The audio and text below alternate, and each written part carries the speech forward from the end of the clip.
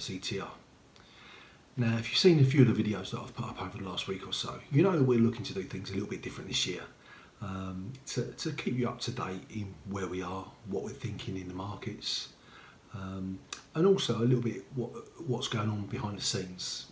It's all very well me saying that I'm an ex-bank trader with 30 years experience, but anybody could say that. So I'm just going to tell you a few little stories about my past, etc.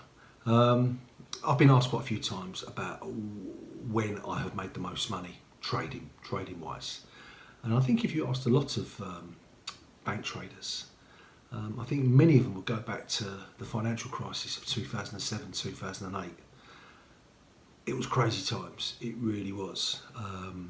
The market was gapping, you know, not 1 or 2 pips at a time, but 20, 50, 100, 200 pips. It was crazy times.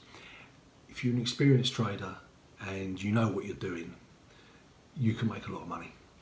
And it was a good time for me. I done well.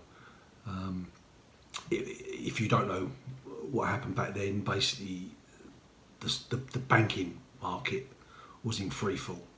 Lehman Brothers from the States went under. No one thought it would ever happen. The stock price collapsed and collapsed and collapsed. It went so low, and then everyone's just expecting it to bounce back. It can't go under. They are too big, and they went under.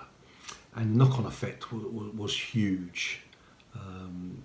You know, even the UK banks, Lloyds Bank, Barclays Bank, etc., NatWest, RBS, government bailouts, stopping the banks from going under. It was just crazy. But the one thing during times of turbulence, one industry that doesn't suffer, is the currency markets.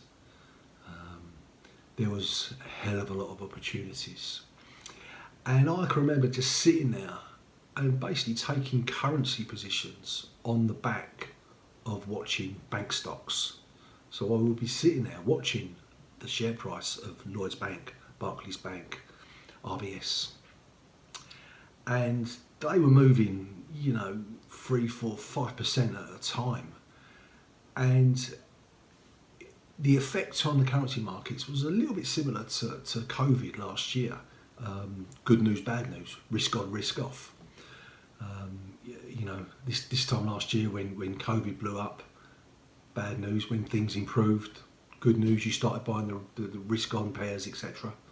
And it was very similar trading conditions back then in 2007, 2008. But you just had not opportunities. You would see all the bank share prices, you know, get hit for 5-10%, and you knew the currencies were going to follow on a risk on, risk off basis. So you would just take great big positions. As long as you've got that stop loss in the market, you know you're protected. So I can remember sitting there taking big positions, 20, 30, 40 million. And the minute I was in the money, I would put my stop loss in, break even.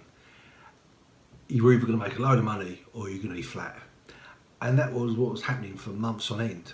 You know, a lot of trades I was cut for break even, but a lot of trades, you know, you made a lot of money out of them, and you would just trail that stop loss up. And it was, you know, you got to the stage where you was giving yourself a free bet, effectively. I can remember one day sitting there at the bank, and we had a team of 8 to 10 guys, and we were a team. You know, there was no point one person making money, 9 people losing money. You know, you're in it together. And I can remember sitting there one day making, you know, 1.5 million or something like that between us, and it was just the best feeling in the world. You know, I played a big part in that. It was good fun. It was great times, and yeah, I just think if you look at if you spoke to a lot of bank traders, I think a lot of them go back to 2008. You had opportunities; they were there to really get stuck in and make some serious money. I think I probably trebled or maybe quadrupled my target that year. And yeah, it was just giving you that opportunity if you knew what you was doing. A little bit like last year with COVID. You know, it gives you a chance to get involved. What you don't want is when the currencies are sitting there doing nothing for months and months on end, years on end sometimes. So yeah, there you go, just a quick story about my past. Cheers and happy trading.